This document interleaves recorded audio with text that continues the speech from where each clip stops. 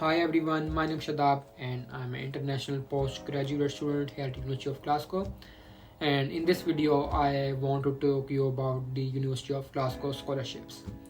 Specifically, I will be sharing my own experience with you, like how I found scholarships, what the application process was like, and how I got the Global Leadership Scholarship. So if you are a prospective student thinking of applying, or just in the middle of your application, this video is for you. So let's start with how to find a scholarship. So when I was applying, I made it a point to regularly check the University of Glasgow scholarships database, and it's a very useful tool that lets you filter all the scholarships that you are eligible for based on your nationality, level of study, and subject area.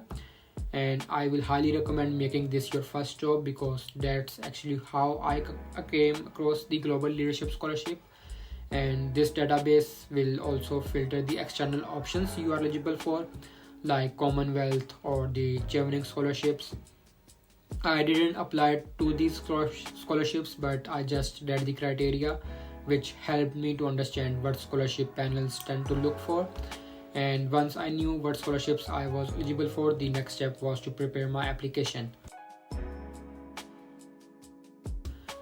For Global Leadership Scholarship, there was a separate application form which I got access through the application portal link I got in my email, and to get that email, I first had to submit a form in which I was asked my personal details and some details from my offer letter, like my program, my student ID, and application number.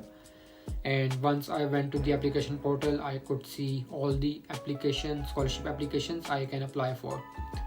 So in the application, there were some generic questions like my last institution and my previous engagement with the University of Glasgow. Then there was the most important part of the application, which was the personal statement of 500 words. So I put a lot of thought into my personal statement, making sure I highlighted not just my academic background, but also my extracurricular activities and my community engagement and my long-term goals. I also spoke about my passion for international relations and how I want to use my degree to contribute to peace building efforts in my own country. And I think what made the difference was being honest and reflective, and also purpose driven rather than just trying to sound overly polished. Now, I won't say that there's a guaranteed formula for getting a scholarship, because there isn't, but I do think that you can increase your chances by being proactive and intentional. For example, I submitted my application early and double checked everything like grammar and spelling.